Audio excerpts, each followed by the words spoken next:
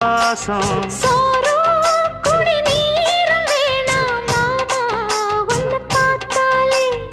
ஆறும் பசியாரும் தானாச மொழி கேட்டாலே ஒன்ன பிரிஞ்சிருக்க தன்னன் தனிச்சிருக்க அம்மம்மாடி அப்பப்பாடி என் மனசு ஒத்துக்காது செந்தூர பாண்டிக்கோரு சோடி கிளி கூட